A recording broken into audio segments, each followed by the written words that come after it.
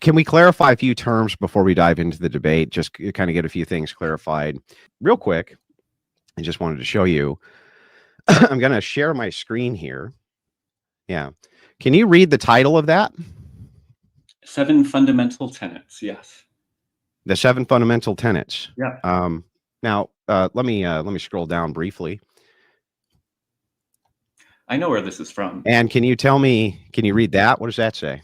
Yeah, the Satanic Temple. Of the Satanic Temple. So essentially your doctrine and dogma, right, 100% conforms with the 7 tenets of Satanism by your own admission. Is that correct?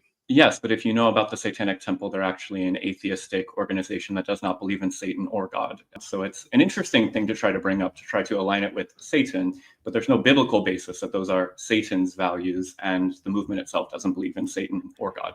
Correct. It's a secular organization, right? Yeah. And its stated goals are to be a subversive element to Christianity by utilizing Christian ethics against Christians. And they utilize these tenets in order to do that, which are borrowed from Christian ethics, as a way to snub their nose and say, nah, nah, nah, nah, nah, nah. We got you, Christians. And you agree with every single tenet of the Satanic doctrine, the secular subversive organization, which is there specifically to destroy Christianity. Is that not correct, sir? That's not correct, actually. I'm good friends with a Satanist who belongs to the Satanic Temple, and his goal and their goal is not to subvert Christianity, it's to subvert conservative Christianity, Christian nationalism, the kind that I do think that you probably represent. So, Christian nationalism did not even exist at the time of LaVeyan Satanism, wasn't even a thing. And the modern Satanic Temple, which took its lead from LaVeyan Satanism's 10 tenets for the now 7, right, also existed before there was a Christian nationalist movement at all, in order to remove the 10 commandments from any type of public area, in order to remove any type of public prayer from schools, things like this. I suspect these are all things you support. Yes, absolutely. 100%. How is that not subversive? It is subversive. I believe Jesus is subversive. So you're a subversive. Yes, I agree with what you said there. Of course. Okay, gotcha. And you agree with all of the tenets of Satanism? Yes, I do. Absolutely. Okay. So now that we have some of that clarified, can we just move on to a couple of basic questions that I have for you?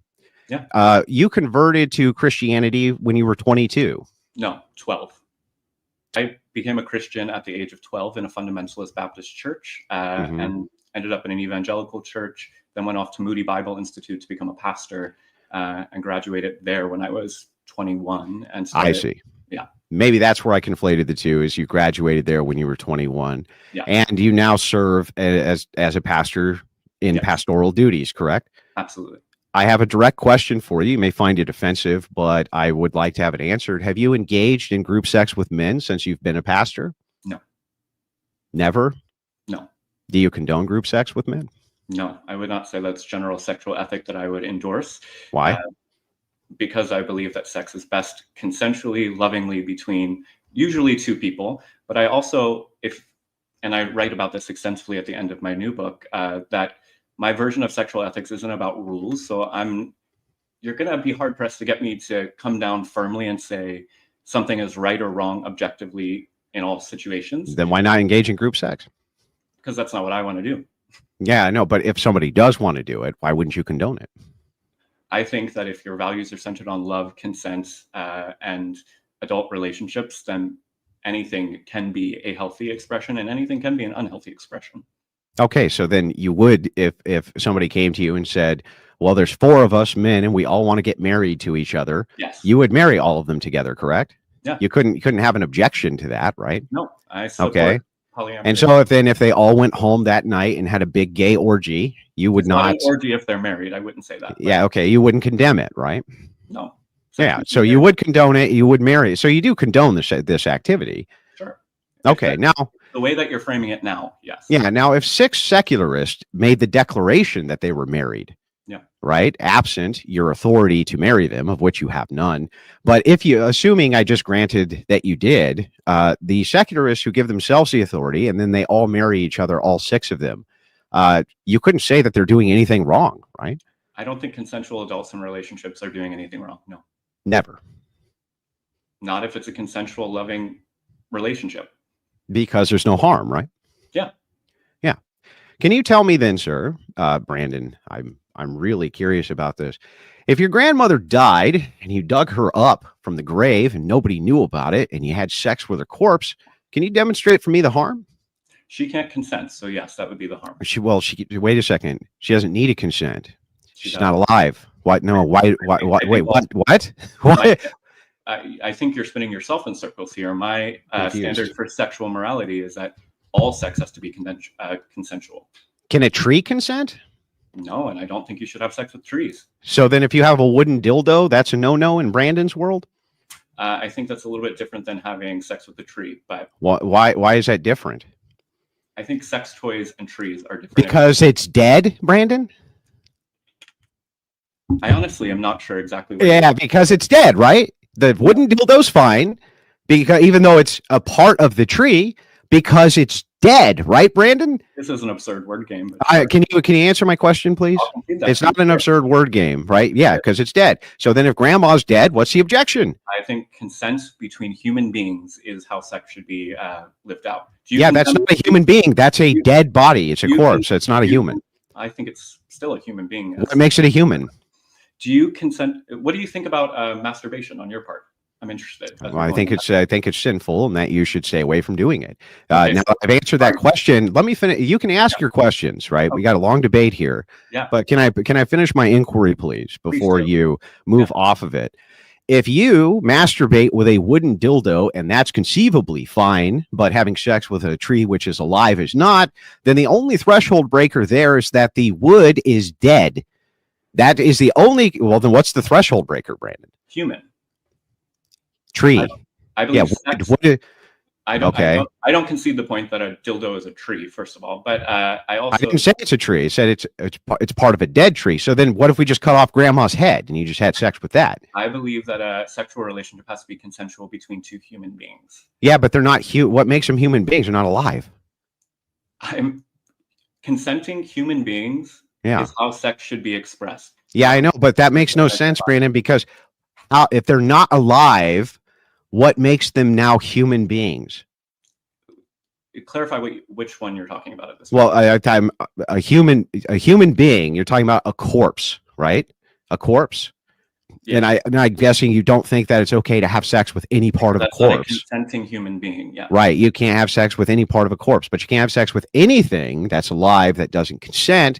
So if you have sex with wood, right, that's a part of something which is dead, just like if you were to have sex with grandma's head. How am I wrong, Brandon? I think you're wrong because, again, the way I center my sexual ethics is not through confining, but through a set of values in the middle and moving out from there. If you are engaging in a sexual practice with oneself that is consensual, I think that is fine, generally. Okay, and a wooden dildo is fine. Sure. Okay, but that's I wouldn't recommend but that's part of a now dead tree. So if you say the wood is no longer tree and the wood can no longer be the tree because the tree is dead, right? Then how does that not apply to human beings, Brandon? Can you explain that to me? Human needs to consent in order to engage sexually with them. Yeah, that's not my question. Can you repeat my question so I know you know it? No, because this is what I'm going to answer. Okay, so I'm going to repeat my question. Fine, and I'm not going to answer. So you're not going to answer any questions because you don't like the entailment of it. So here's the logic, Brandon. If you have a wooden dildo, that's a part of a tree that is now dead. You say that is fine to do because it's no longer a tree because it's dead, right? It's a part of a dead tree. It's not a consenting human being, yes. Yeah, but you can't have sex with a tree either, right, Brandon? Because it's not a consenting human being. Yeah, okay. Well, wait a second. I don't concede that it's having sex. I wouldn't say that. So if a guy, I'm sorry, the only proper way for you to have sex is with a consenting human being, period. Yeah, I don't think masturbation in my definition wouldn't be sex. I wouldn't say dildo is sex. But masturbation, in your view, is fine. Yeah. Okay, so could you use Granny's hand that's cut off and masturbate yourself with her hand? It's non-consensual, no. Well, wait, it's non-consensual with the tree, the dead part of the tree now, Brandon. I reject that premise. What's wrong with it? Where's the contradiction? I think it's just an absurd premise. I think you know that it's an absurd premise. Just saying it's absurd is not an argument, right? Well, that would be, so that's not an argument. So here, I'll put it in a premise for you. Brandon says only human beings should be able to have sex, right? Consenting human beings.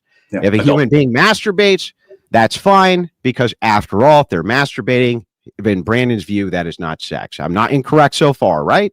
That's all good.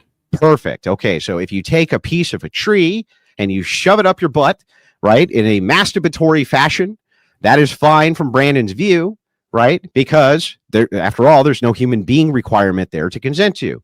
If you use Granny's dead arm, where's the human being now? Granny I don't accept the premise that because Granny's dead, she's not a human being. Yeah, no, it's just Granny's arm.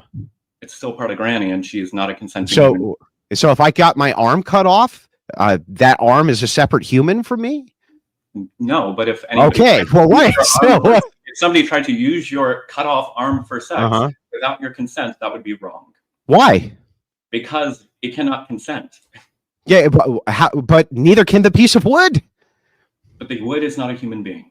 Yeah, but neither is an arm. We're going to keep going in the circle, and also I'm going to keep saying. Yeah, well, what makes an arm a human being? The arm is a part of a human being. Does the arm have a soul? I actually don't have answers to questions about the soul. I think that's beyond our pay grade. Do dead bodies have souls? Perhaps. Do you think that the soul stays with the dead body too? Perhaps. I don't know. I've never died. So you don't know? You don't. No. Do you think that that human beings have a soul? It seems likely. Yes. Seems likely. Okay, so you don't know where the soul goes. So if somebody cuts off my arm, would it stand to reason then that it could have split my soul? I don't know. You don't know? It's above my pay grade. Okay, so when it comes to then just basic ontology, if there is no soul, or we can't demonstrate a soul. Well, I think there is a soul, right? As I said. I think there is. Yeah, but you don't know how it operates, how it works, nothing like that, which is fine. Okay, that's fine. Okay, so let's talk about basic ontology absent Christianity then, right? Yeah. If you cut your finger off, are you less of a man? I don't know how to answer that question yet. Are you less than a full human body?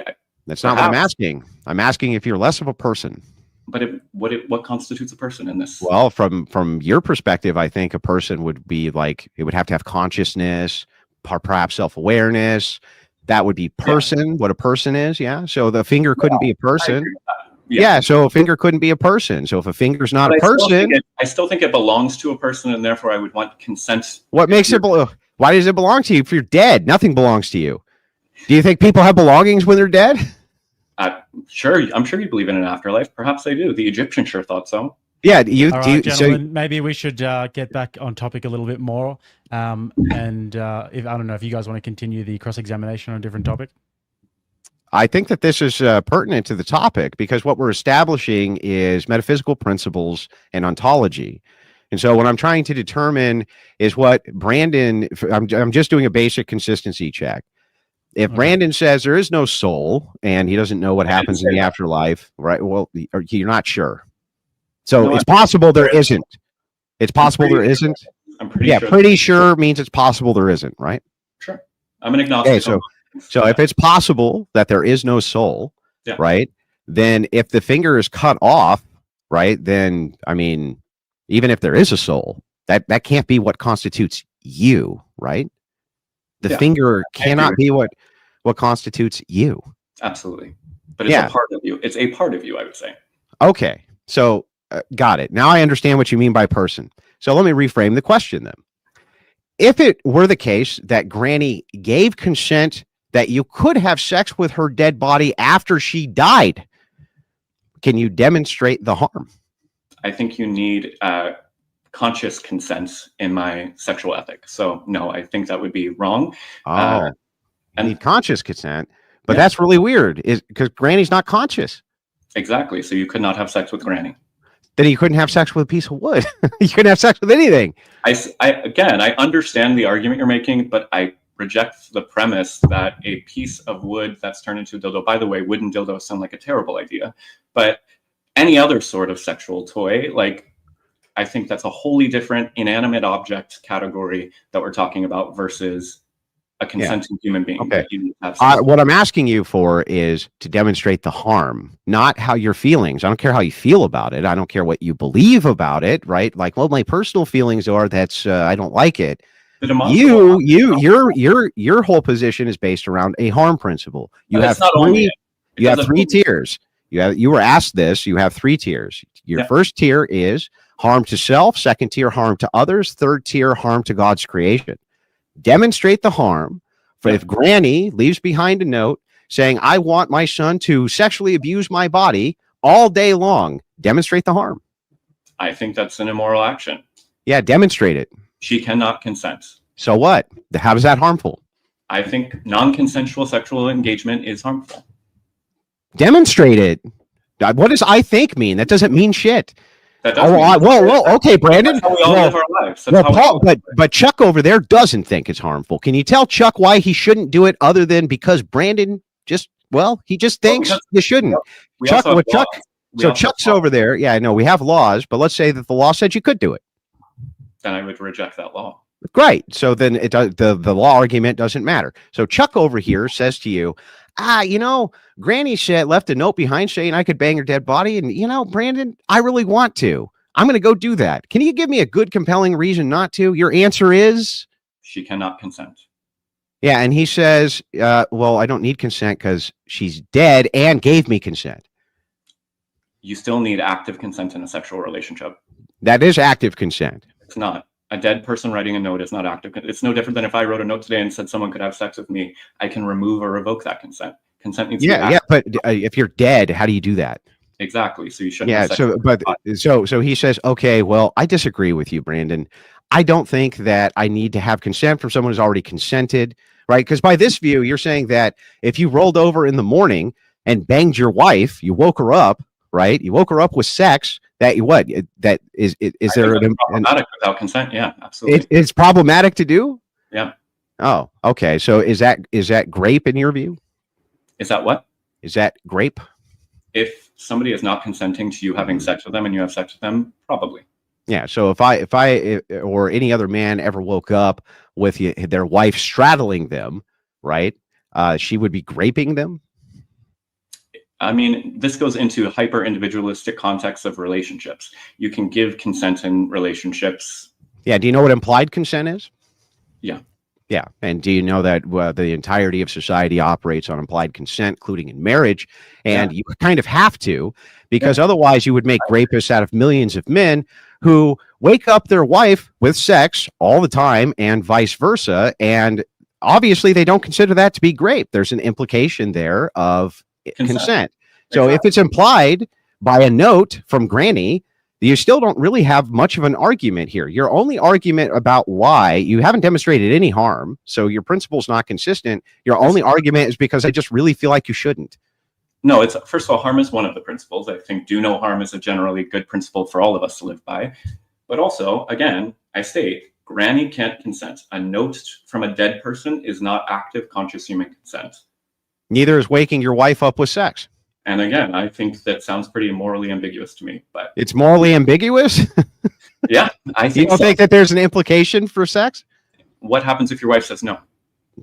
Well, then you would stop. I hope, yeah. Yeah, then you would stop. But so what? There's still an implication there. From your standpoint, you know how stupid this view is? This would be like saying, anytime you're on a first date and you leaned in for a kiss, you'd be like, okay, is it okay if I kissed you? Yeah, is that okay? Yeah. Is that all right? Do you think human beings don't operate that way, dude? I do. No, human beings don't operate that way. They don't go, oh, okay, sweetheart. No, just what I'm going to do is I'm going to lean in for a kiss. Is it okay if I use my tongue? Like, do you have to ask that? Is it all right if I use my tongue? Right? Can I give a little nibble on the lip? Do you need consent for each individual activity? Like, what do you need here, Brandon? No, I think you're taking one statement about the need for consent and turning it into a boogeyman that doesn't exist. Because when you say yes, there's an implication. The point is that when you enter into any physical, sexual relationship, romantic, intimate relationship, however you want to frame it, there should be consent. Yeah, I get it. But you do realize that when you say, well, if you slip in the tongue or things like this, there's an implication there that when she said yes as well. I agree. Yeah, the implication there is that when she said yes, she's also consenting to these other factors, right? Because otherwise you can create a microcosm. Sure. There would be no good reason for you to consistently not apply that to Granny's body if she left the note behind. Well, I do inconsistently apply that to Granny's body. So. Okay, got it. So okay, well, let's move over to some of your other contradictions. You say that sex is an immutable characteristic for men and women? Yes, depending on how Okay. you're using the word sex. Are we talking about sex with granny or sex as the immutable characteristic? Your sexual proclivities. Got it. Yeah. Sexual identity, I would frame that as, yeah. Okay, well then how can you make Orientation. the case then that thousands of years ago people didn't understand sexuality if it's immutable? Sexuality as such, talking about homosexuality, heterosexuality, did not exist as principles. What do you mean? Of course they did. It's immutable. It's immutable. No, see, you're conflating things. You can. What am I conflating? You're conflating the idea that people in the ancient world could have sex with anybody of any gender, but they didn't have a language to say that this is a sexual orientation. When I say that sexual orientation came about in the 1800s, that's because that is when psychologists came up with the idea that there are sexual orientations that are innate. No, now you're conflating. It's a word concept fallacy. You're claiming that because the way that psychologists identify sexual proclivity with different language, that means that there was no concept of the same exact thing in the ancient world. This is categorically false. No, it's not. We know this from Roman emperors. We know this from ancient Egyptians. Know what? We know that the idea of same-sex activities or the idea that two men could love each other was a possibility in the ancient world. I completely What's the distinction between that view and your own? They did not see it as sexual orientation. Yes, Emperor What does orientation here mean? That we now believe that psychology, which you probably reject, we believe that sexual orientation is an innate part of a human being, that you are oriented towards a attraction, whether that's bi, hetero, or homo. Yes, but if it was innate, that means they couldn't help themselves, right? Yeah, totally. Yeah, so totally. So then if that's the case, then then obviously the activity, which is around these immutable characteristics, happened. And so if it happened, if it happened, then it's descriptive. So when you say, hang on, let me finish my point, then you can clarify. So when you say, Brandon, the ancient world didn't really understand homosexuality, they did understand it very well. And it was, if it's innate, they couldn't control it, right? Then they gravitated towards this innate characteristic.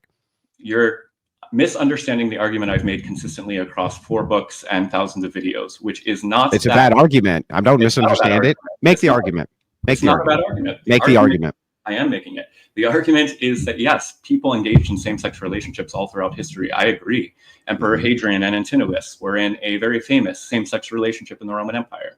They existed. And in fact, I would even concede that in the Greco-Roman world of the 1st century, there are over 13 words for different kinds of sexual relationships between different genders.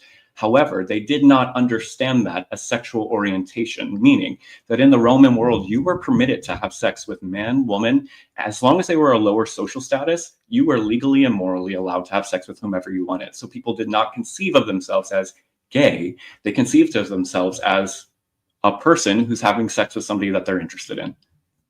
Yeah, okay. But this is an immutable characteristic, yeah? I believe so, yeah. That attraction? Mm-hmm.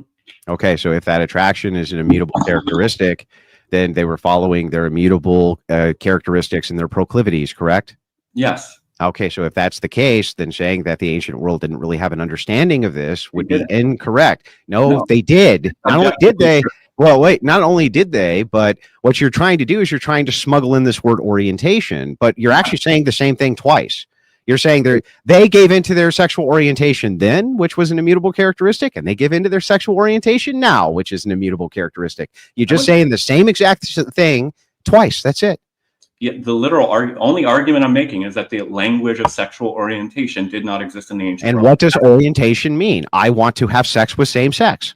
Yes, absolutely. That definitely existed. They did not have the language to speak of it. Yes, they did. They did not. They most certainly understood that I want to have sex with man. If I want to have sex with man, I can describe that I want to have sex with man. The Japanese did this. The ancient samurai did this. They have documented history of ancient samurai, and they would use boys who they were trying to make into samurai. They would use them as essentially sex toys. And yeah, they talked. And by the way, there's old books on sexuality. I don't know if you know this or not. Very, very old, detailed books my argument from hundreds and hundreds of years before your idea of orientation. You're just piggybacking on the same ideas which already existed. I think you're completely misunderstanding. Okay, give me the argument again. But I don't understand where you think I'm taking this argument. The argument, quite simply, this is not like a foundational point to anything, but simply an objective reality that the concepts of homosexuality, bisexuality, and heterosexuality did not exist as such in the ancient world. Yes, people understood. I don't think Emperor Hadrian would have said, I am gay. He, in his lifetime, had sex with men and women, and then he has this beautiful relationship between him. Yes, and but that's where the smuggle comes in and is foundational, whether you know it or not. So here's the smuggle. Yeah. All you're doing is taking language and adding new descriptors to old activity. It's just new descriptors. That's it, right? Sure. When you say they didn't have the command of the language, they did. They just called it different things, but it was the same exact thing. That's so all I'm trying to all say. you're doing, you're creating this conflation when you say to Christians, they didn't really have a concept of homosexuality. Well, no, actually, they did have a concept of homosexuality. It's just that they didn't use the same descriptive terms that you use from the 1900s. So what? They would like, so what? Why would that matter? They would not describe it in the same way. When they thought about sex, it was more about social status than it was about an orientation or a psychological disposition. First of all, can we clear this up? Because what you're talking about is mostly with nobles, right? And the way that peasants and non-noble classes viewed marriage was completely different than how nobility viewed marriage. Even when you're talking about Rome, for instance, when you're talking about the social classes and you're saying, well, higher ranked classes could basically at their whim, they could rape their slaves, things like this. This is true, right? But for the average Roman citizen, it was not. And when you're talking about in medieval Europe or in Japanese culture, these were caste systems. Okay, and the meaning of these things from the nobility class was completely different than it was for the peasant class. So again, these descriptors don't actually make sense. I'm not a scholar of any of those other places. When I'm speaking of the Greco-Roman world of the first century. That is all I claim to know. Yeah, I know. But don't you think that it's important if you're going to make these kind of bold claims about the conflation of human sexuality, and then you only isolate it to one particular culture, in this case, Rome, even though the entire rest of the world actively participated in sexual activity, that your idea that people just didn't know what the fuck it was is absurd because it's so isolated? Because I'm a scholar of the New Testament, and that's what I'm interested in these arguments and conversations. Yeah, well, this would go to this idea. So Romans themselves studied all sorts of cultures, right? They studied what they considered barbarian cultures. That's where we get barbarian from, because you all sound like this, buh, buh, buh, buh, buh, right? That's where barbarian comes from. Yeah. And they documented many of these cultures, and they definitely gave descriptors for these activities, sometimes frowning upon these activities, sometimes not. Depends on which scholar you're looking at, depends on which philosopher you're looking at. But to say that the people who grasped logic, comprehensive propositional logic, which modern logic is based on, modern philosophy, didn't understand keys to human sexuality, and only through esoteric psychology in the 1900s we were finally able to grasp it, is fucking insane. What you're doing is you're using a fallacy of modernism. So you're saying the entire argument that you're using is fallacious. It's from a modernist perspective. Yes. You making the claim that we came up with new descriptors for an old phenomenon, which already was known. It was debated about in many cultures all over the world, and even the Romans themselves discussed this depending on which era they were in, based on their observations. And we know these insights because we have their observational papers of other tribes. It's simply not true. Sexual orientation as a psychological, biological, innate disposition towards an attraction was not how the ancient Greco-Roman world thought about sexuality. Let's see if this is true. When you say psychological phenomenon, psychology is the study of the mind. Yes? And you don't believe in it. Yes. Okay. Is it the study of the brain? Partially, yes. No. Yes. It's not. No. Yes. Okay. Well, so psychologists, what part of the brain do they study? If you're going to try to make the argument that that we're going to talk about like neurology and people that are actually studying the physical nature of the brain. Yeah, those aren't psychologists. Those are neuroscientists. Yes. Those are separation. Yeah. So there is a massive separation between a neuroscientist and a psychologist. Psychologists study pastoral counseling classes. We studied the brain itself. Oh, which part? We talked about what each part of the brain does and what. Okay. Yeah. Well. Okay. So the anxiety brain. So let's dive into this. Psychology is a predictor for human behavior. That's it. That's all it even can be. Okay. Yeah.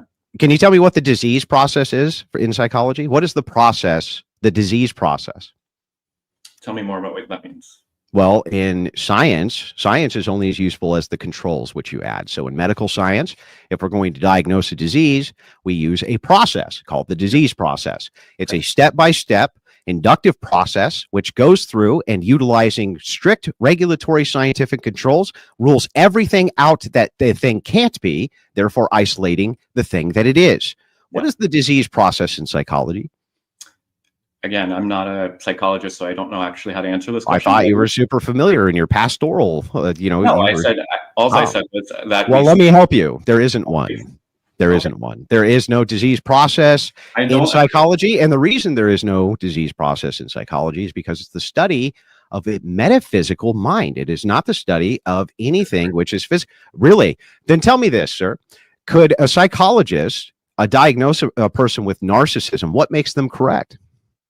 That you can see behavior patterns that clinically line up with narcissism. Interesting. But every single behavioral pattern a person can have, they can have all of the patterns which would fit with a narcissist and not be diagnosed as a narcissist, because it's completely and subjectively up to the psychologist themselves, the studier of the mind, to make this assessment. When you have a disease, an actual disease or illness, there's a process that is absent your independent subjective mind. You go, wait, you see that big fucking tumor right there? That's the problem. And here it is, and I'll show it to you. That process does not exist with psychology. What you've done is you've made a grouping, a mind grouping, based on what you consider to be proclivities, and just renamed them. And then you try to pass it off as though it's true. So let's start with this. Give me any scientific proof whatsoever that homosexuality is an innate characteristic.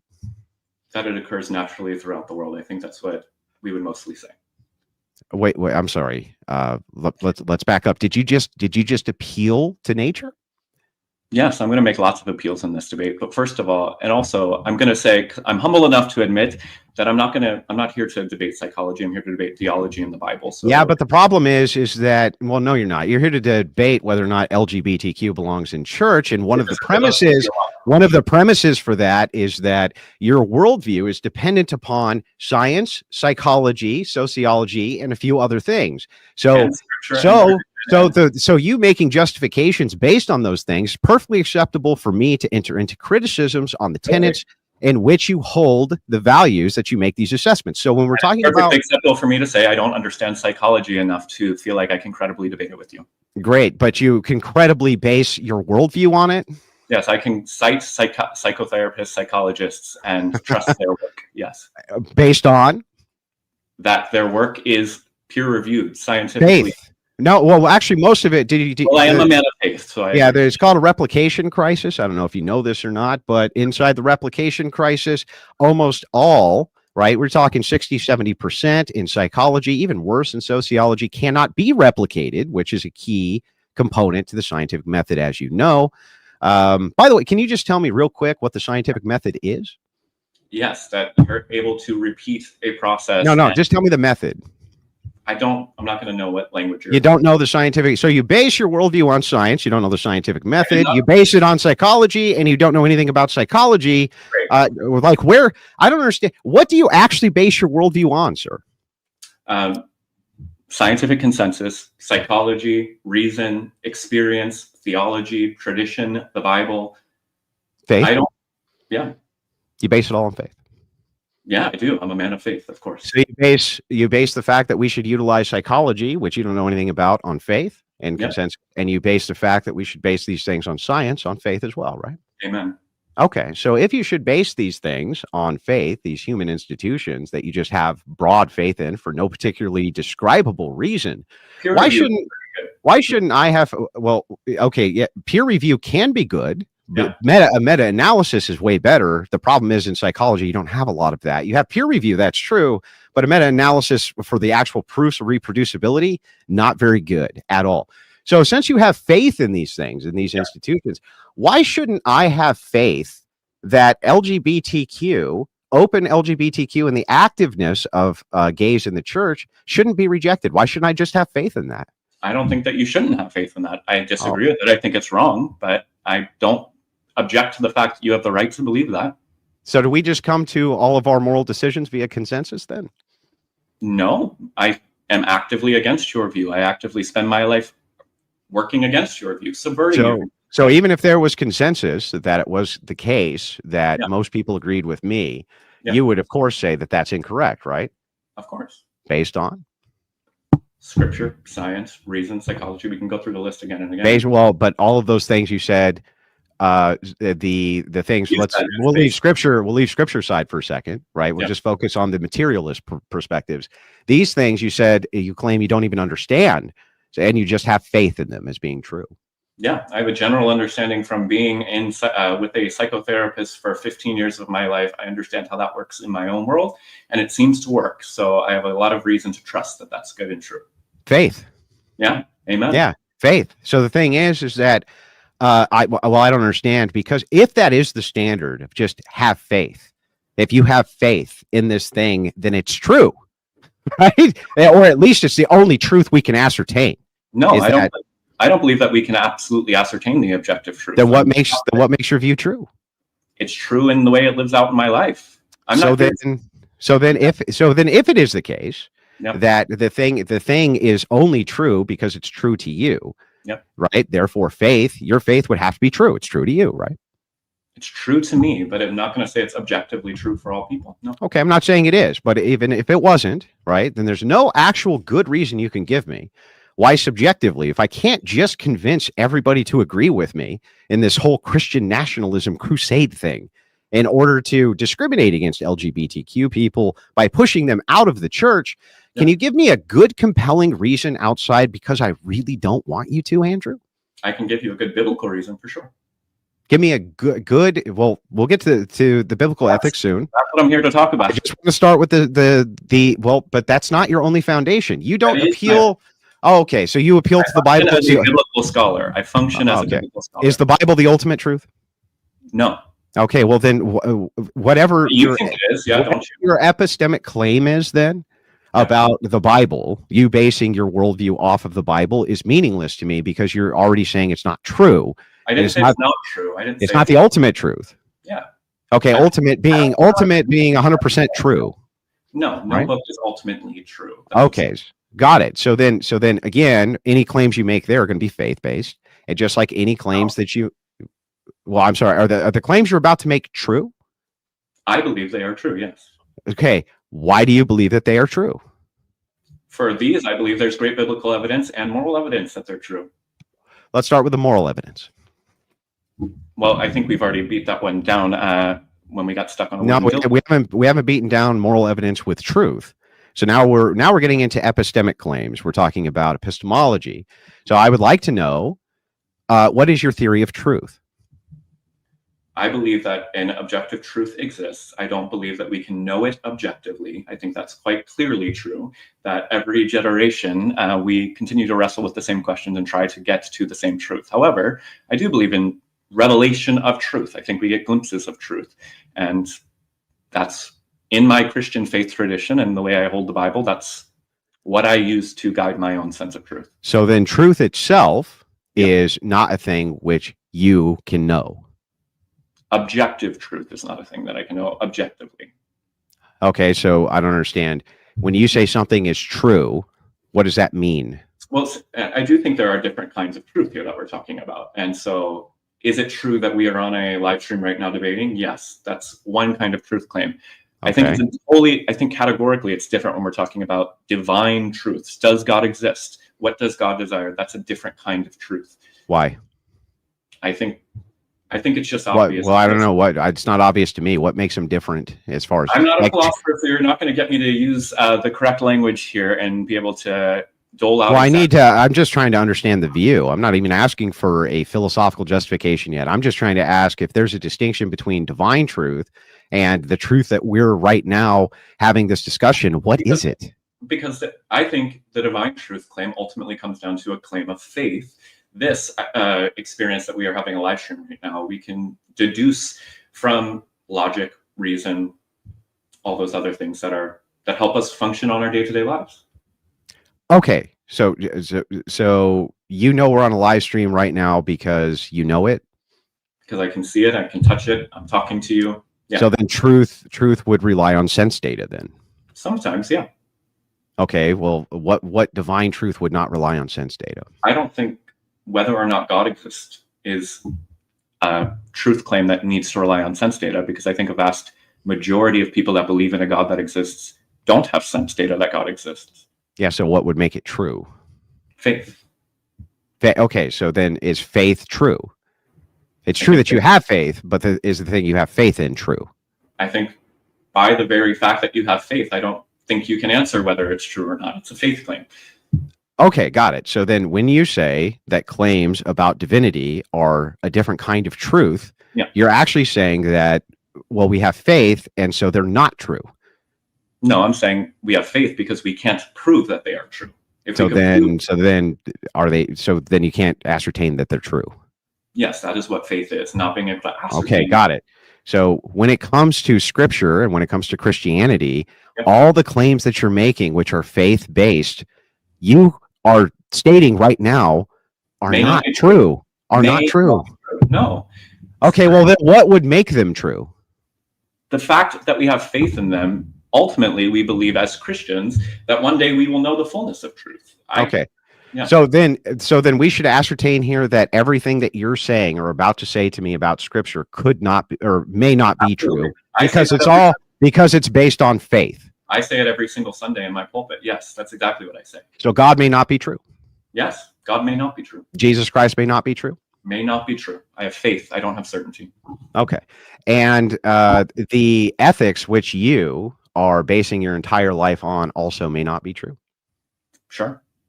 And the only reason that you have them is because you have faith in them, right? Absolutely. So if somebody else does not share this faith with you, I just have a simple question for you. Why are they wrong? I don't have a good answer for why they're wrong, except that my claims I can hold up to them and say that if you're causing harm to another person and my faith claim says that you should love your neighbor as yourself, that to me seems wrong. I see. So, and I think it's fair for you to get a cross-examination of your own, and I'll give you one. But the thing is that I still don't actually understand this. So if Christian nationalists make all of their claims of truth through faith, what is your objection? That I believe it causes harm to other people, that I believe it's anti-constitutional, and I do trust our system of government. I see. So the reason that they're wrong is because they're going to do harm. So that's what we're actually. So when we get all this kind of reduced, then here's what we figured out. Your actual objection to my worldview is that you think it's harmful. I do. Yes. Okay. And we have deduced that your harm is a subjective metric, which you come up with through faith. Not completely. I would argue that some of the things that you think are subjective are not subjective. I think psychological harm and psychological data is not subjective. I do think that psychological harm is not subjective, really? No, I think it's very clear that if somebody is increasing in depression, anxiety, and suicidal ideation based on an experience, that is something easily seen objectively. But could you identify it and cure it? Yes. How? Religious trauma therapy is something I help people with all the time and connect people to psychotherapists all the time to do that. Mm-hmm. And what is the cure rate? Pretty high. My whole life is, I've benefited greatly from it. I can speak subjectively. Mm-hmm. And you're cured? I'm a lot better than I was 10 years ago. That's not the question I asked. Are you cured? I don't know what cure means in a psychological. The disease no longer is there. The illness is not there anymore. That's not the language. It's not a disease. So what is it? It's a disorder. It's a trauma. There are other languages used, but Well, what else is a language besides illness? Something not right, something not correct. So you're operating incorrectly, right? You're malfunctioning in some way. Less than the ideal, less than an abundant. Okay, so what is that besides illness? I think it's a semantics game. It's not a word that. Well, semantics are super important to debates for a reason. That way we have clarified language. I'm not a professional debater. You are, so thank you for. Okay, so just let's clarify this real quick so that we have this down too. So we've deduced that truth is not only subjective, but that most of your worldview resides around faith, not just faith when it comes to God, but faith in human institutions as being true, or at least truth apt maybe. There could be truth there. If they're aligned with my central principle of loving your neighbor as yourself. Yeah, and that's a subjective principle too, right? Because that might not be true. There's no way to know it's true. Yeah. So if we're both subjectivists, let us assume for a moment that I was not a Christian at all. Amen. but rather that I was an atheist. Okay. Okay, a secular atheist, but held the exact same views, the exact to the letter that I hold right this second. Yeah. How could you, the subjective observer who bases everything along faith and intuition, possibly object to me who's doing the exact same thing back? Talk to me a little bit more about what you're trying to ask. What I'm saying is this in very, very plain language. Yeah. If I came to all the views that I currently hold right now, absent God or Jesus Christ or anything like this, Sure. The only objection that you would actually hold against it is that it's against your preference. No, I would look at the harm as well. I believe. Yeah, that's going to be a subjective metric.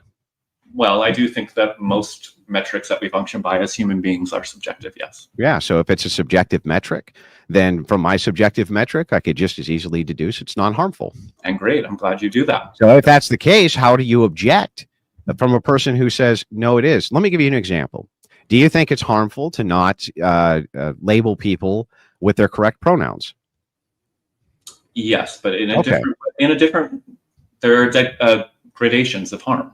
Sure, but do you also agree that it would be harmful from somebody who had religious values to not lie to tell them those pronouns?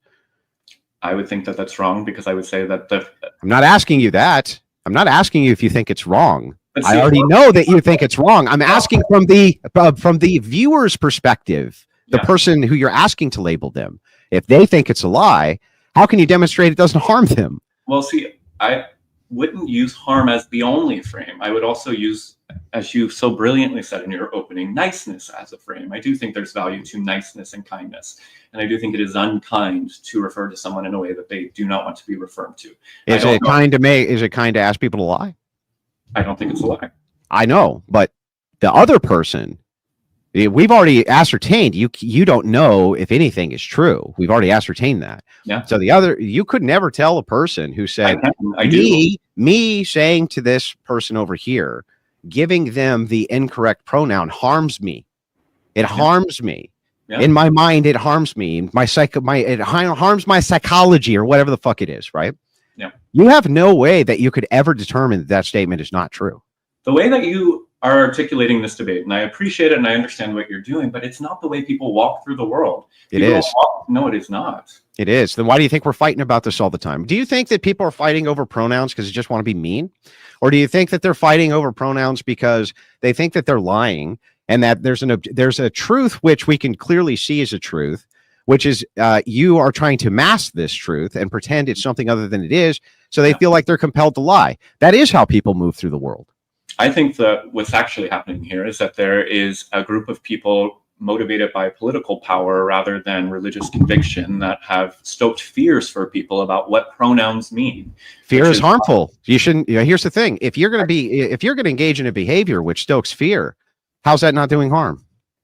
I think the only reason using pronouns stokes fears is because conservatives with YouTube channels have stoked the fears of people. Perhaps, but if absent this behavior, they couldn't stoke that fear. Therefore, you're doing them harm because it's a subjective metric. Do you understand? Like, it's a subjective metric. You can't make the demonstration that, it's harmful to us if you don't do it, but at the same time not concede that it's harmful to us if we don't. For me, I'm going to tell you, it's actually harmful to me when you ask me to lie about a person's sex, right? But also, can I just say, but I would agree with, I don't believe the government should compel speech either. So I don't think that this should be, I do think there's room for disagreement on the issue of pronouns. I don't think anybody should be forced by law to use language. But this is very sneaky, isn't it? Because you still think that people they ought to do it because it reduces harm, right? Yeah. Yeah, but why is it that we need to default to what you think reduces harm instead of the default to the other? So, for instance, there's way more people who don't want to use pronouns than people who do.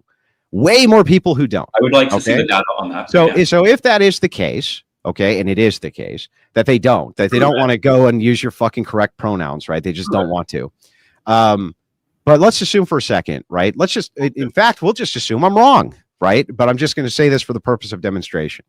Let's just say it was like 51%. Okay. Every time they used a pronoun that they didn't agree was true, that's going to harm them. Why is it that you don't default to them? I don't. the way you're trying to use harm is a very interesting way. What way should we use harm?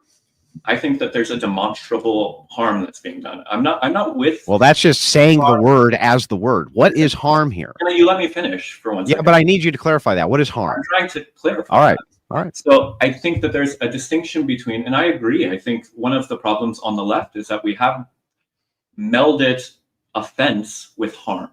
I don't think that being offended is necessarily being harmed. I don't think feeling disrespected is necessarily being harmed. So that's all misallocating a pronoun is offensive. Yeah, I think it's rude. I think it's not loving your neighbor as yourself. I don't. Yeah, but it's offensive. Just quickly, fellas, we're going to give it 5 more. So I don't understand how this. We'll go into Brandon's. Yeah, how can this be an ought claim, Brandon? Yeah. That you say that I think that when you're offensive, right, that people shouldn't take offense, but at the same time say that it's rude in some way to not tell a person the truth about what their sex actually is. So again, my claims are rooted in the person and the faith of Jesus Christ, and therefore I believe loving your neighbor as yourself means referring to them the way that they would like to. Now I get your point that you think it's lying to them. And to that I would say you have every right to believe that. That doesn't mean that it's not unkind to speak whatever you believe is true. Don't you think that it's kind to not lie to people? I know that you think that, yeah. Don't you think that? I don't think it's a lie. Do you think it's kind to not lie? Generally, yes, but I don't. Okay, great. So then if that is okay, well then demonstrate the truthfulness of it. I think gender is subjective, and I believe that gender identity. There's no truth.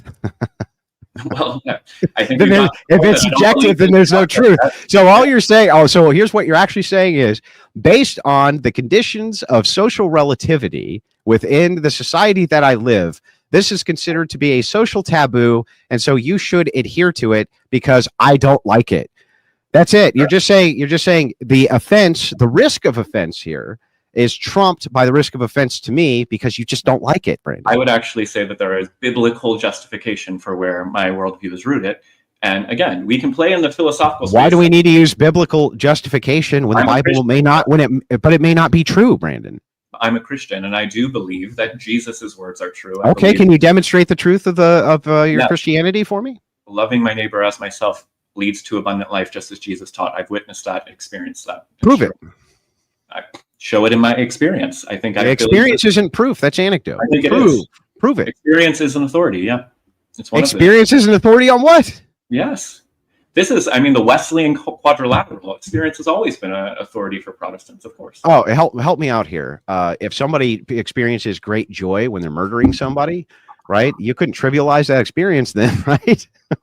I didn't say experience is the authority. I said it's an authority. Oh, well, what is the authority? There is no the authority. Then you just contradicted yourself. You say experience is not the authority. There is no the authority. So if there is no the authority, you appeal to a authority, which again isn't even true by your own metric.